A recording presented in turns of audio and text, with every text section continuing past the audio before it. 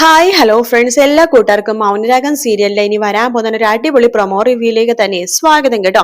അങ്ങനെ മനോഹർ പരോളിന് ജയിലിൽ നിന്ന് പുറത്തേക്ക് ഇറങ്ങാണ്. ആദ്യം തന്നെ തനിക്ക് തന്റെ മോളെ കാണണം, കെട്ടിപ്പിടിച്ച് കുറെ ഉമ്മ കൊടുക്കണം, ഈ പരോൾ ദിവസങ്ങളിലെല്ലാം തന്നെ തന്റെ മോളുടെ കൂടെ ചെലവഴിക്കാൻ പറ്റണം എന്നൊക്കെ ആഗ്രഹിച്ച് മനോഹർ ഇങ്ങനെ ജയിലിൽ നിന്ന് പുറത്തേക്ക് ഇറങ്ങാണ്. പക്ഷെ അതിന് സരയു സമ്മതിക്കില്ല.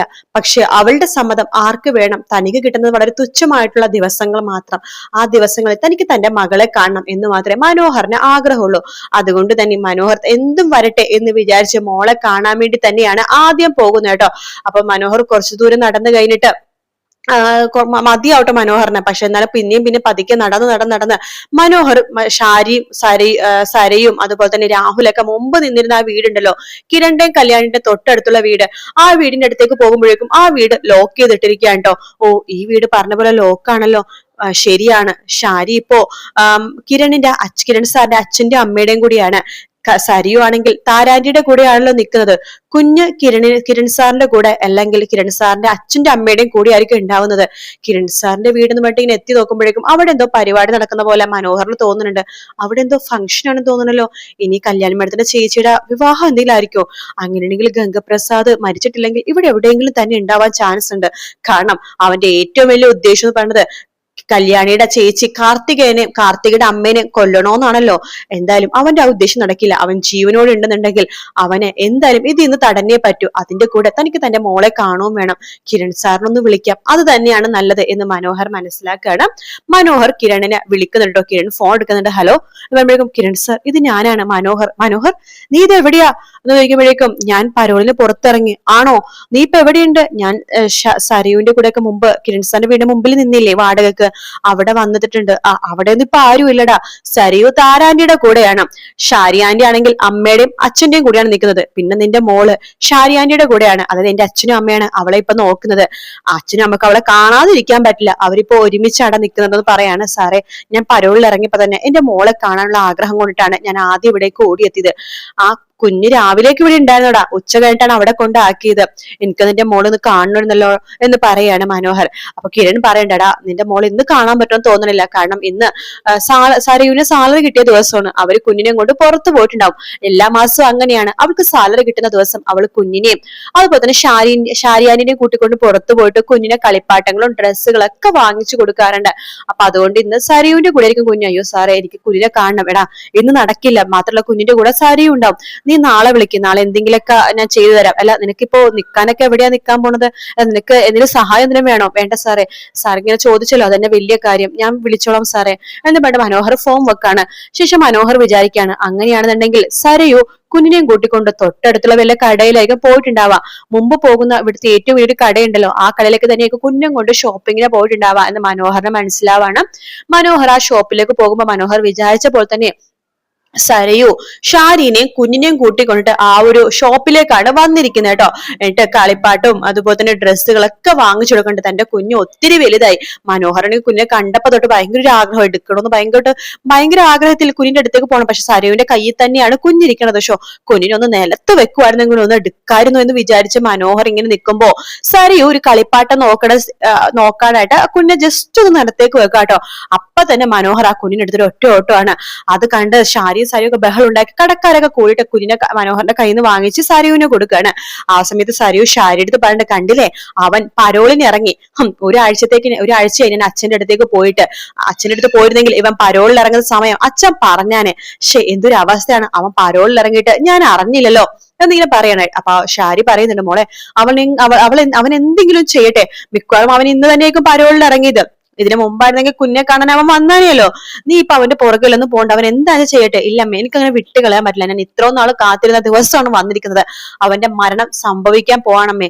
ഇനി അവൻ തിരിച്ച് ജയിലിലേക്ക് പോവില്ല. അവൻ പോവാൻ പോണ മണ്ണിന്റെ അടിയിലേക്കാണ്. മോളെ, വേണ്ട മോളെ, നിങ്ങൾ കുഞ്ഞിനെ കൊണ്ട് രൂപാന്റിയുടെ വീട്ടിലേക്ക് പോ, ഞാൻ വന്നോളാം എന്ന് പറയണം. മോളെ പറയുമ്പോഴേക്കും, നിങ്ങൾ പോകാനല്ലേ പറഞ്ഞത് എന്ന് സരയു പറയാണ്. സരയുവിന്റെ ഭാവം മാറുമ്പോ തന്നെ കുഞ്ഞിനെയും കൂട്ടിക്കൊണ്ട് അവിടെ നിന്ന് ഷാരി നേരെ രൂപയുടെ വീട്ടിലേക്ക് പോവാണ്. അവിടത്തെ ഷാരി കിരണിനെ വിളിക്കുന്നുണ്ട്. മോനെ, ആ പറ ആന്റി, അതെ, മനോഹർ പരോളിൽ ഇറങ്ങിയിട്ടുണ്ട്. മോള് ഭയങ്കര പ്രശ്നം ഉണ്ടാക്കിക്കൊണ്ടിരിക്കുക, അവനെ കൊല്ലണമെന്നൊക്കെ പറഞ്ഞ് പുറകിലേക്ക് പോകുന്നുണ്ടെന്ന് പറയാണ്. ഷോ, ഇവളെ കൊണ്ട് തോറ്റല്ലോ, ഇവിടെ ആണെങ്കിൽ 100 കൂട്ടം കാര്യങ്ങളും പ്രശ്നങ്ങളും. ആന്റി, മോനെ ഞാൻ പറഞ്ഞതേ ഉള്ളൂ എന്നൊക്കെ പറയുന്നുണ്ട് ശാരി.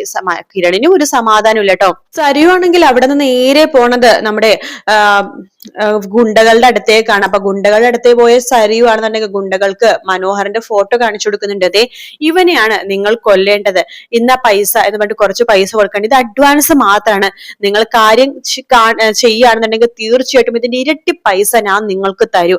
അപ്പൊ മേഡം ഒന്നുകൊണ്ട് പേടിക്കണ്ട, ഇവനെ എപ്പ മരിച്ചെന്ന് കൂട്ടിയാൽ മതി എന്ന് ഗുണ്ടകൾ പറയുമ്പോ സരിയു പടഹം ഇതുപോലെ കുറെ ഗുണ്ടകൾ എന്നോട് പറഞ്ഞാണ് അവൻ മരിച്ചു എന്നൊക്കെ പറഞ്ഞിട്ട്. പക്ഷെ അതൊക്കെ വെറുതെയാണ്, എന്റെ പൈസ പോയെന്നുള്ള മെച്ചം എന്റെ മാത്രല്ല എന്റെ അച്ഛന്റെയും. അതുപോലെ ആവരുത് ഇത്. അവനെ കൊന്നിട്ടേ നിങ്ങൾ എന്റെ മൊബൈലിലേക്ക് ഇനി വിളിക്കാവൂ, അല്ലെങ്കിൽ വിളിക്കണ്ട. പിന്നെ നിങ്ങൾ കുറ്റമായിട്ട് എടുക്കൊന്നും വേണ്ട. അവൻ അങ്ങനെ മരിച്ചിട്ട് ഒരു കേസ് അന്വേഷണമൊക്കെ വരുവാണെങ്കിൽ ഞാൻ കുറ്റമായിട്ട് എടുത്തോളാം. മേഡം എന്താ പറയണത്? അതെ, എനിക്ക് അവനെ കൊല്ലാൻ പറ്റാത്ത ഒരു അവസ്ഥ ആയതുകൊണ്ടാണ്. അവൻ എന്റെ കൺമുമ്പിൽ പെടുവാണെങ്കിൽ ഞാൻ തന്നെ അവനെ കൊന്നാനെ. എന്തായാലും നിങ്ങൾ കൊന്നാൽ നിങ്ങൾ എന്തായാലും ജയിലിലേക്കൊന്നും പോകേണ്ടി വരില്ല, അതുപോലെ എന്ന് പറയാണ്. ശരി മേഡം, എങ്കിൽ അവൻ ഞങ്ങൾ കൊന്നിരിക്കും എന്നൊക്കെ പറഞ്ഞിട്ട് ഗുണ്ടകൾ അവിടെ നിന്ന് പോവാട്ടോ. നേരെ പോണത് മനോഹർ എവിടെയെങ്കിലൊക്കെ ഉണ്ടാകുമെന്നൊക്കെ നോക്കി ഗുണ്ടകൾ പോകുമ്പോ മനോഹറിനെ കണ്ടുപിടിക്കുന്നുണ്ട് ഈ 2 ഗുണ്ടകളും കൂടി ചേർന്നിട്ടോ. ആരും ഇല്ലാത്തൊരു റോട്ടിലെത്തുമ്പോഴേക്കും മനോഹറിന ആ ഗുണ്ടകളാണെന്നുണ്ടെങ്കിൽ ഒതുക്കി നിർത്തിയിട്ട് മനോഹരനെ ഒരുപാട് അടിക്കുന്നുണ്ട്. അതിലൊരു ഗുണ്ടയാണെങ്കിൽ മനോഹരനെ 2 കൈയും പിടിച്ച് പുറകിലേക്ക് തിരിച്ചു പിടിക്കുകയാണ്. എന്നിട്ട് മറ്റേ ഗുണ്ടെടുത്ത് കുത്തിക്കോ എന്ന് പറയുന്നുണ്ട്. അയാളെ ഇങ്ങനെ കുത്തുന്ന ഭാഗം കാണിക്കുന്നുണ്ട്. അപ്പൊ അതുകൊണ്ട് തന്നെ മനോഹരന് മിക്കവാറും കുത്ത് കിട്ടിയിട്ടുണ്ടാവുമായിരിക്കും. അങ്ങനെ കിട്ടുവാണെന്നുണ്ടെങ്കിൽ മനോഹരന് ഇനിയും ഒരുപാട് ജയിലിലേക്ക് പോകണ്ടല്ലോ. പരോള് കഴിഞ്ഞാൽ ഈ റെസ്റ്റും കാര്യങ്ങളും ഹോസ്പിറ്റൽ കേസൊക്കെ ആയിട്ട് മനോഹരൻ അങ്ങനെ നിൽക്കാലോ. ആ മനോഹരനെ കുത്തും കിട്ടി കാര്യങ്ങളൊക്കെ ആവുമ്പോഴേക്കും ആയിരിക്കും കിരണും അതുപോലെ തന്നെ കിരണിന്റെ കൂടെ വേലും ഉണ്ടാവും, ബൈജു ഉണ്ടാവും, അത് ഉറപ്പാണ്. അവരും അവിടേക്ക് എത്തുന്നത്. മനോഹരനെ എത്രയും പെട്ടെന്ന് ഹോസ്പിറ്റലിൽ എത്തിക്കാൻ നോക്കുന്നുണ്ടെങ്കിൽ വേലും ഈ മനോഹരും കൂടി തമ്മിൽ എന്തൊക്കെയോ ഒരു കോമ്പവും കാര്യങ്ങളൊക്കെ ഉണ്ട് കേട്ടോ. അതുകൊണ്ട് തന്നെ വേലും അതുപോലെ തന്നെ കുറച്ച് നാട്ടുവൈദ്യവും കാര്യങ്ങളൊക്കെ അറിയാവുന്നുണ്ട്. മനോഹരനെ പെട്ടെന്ന് രക്ഷപ്പെടുത്താൻ ചിലപ്പോൾ വേലുവിനെ സാധിക്കുമായിരിക്കും.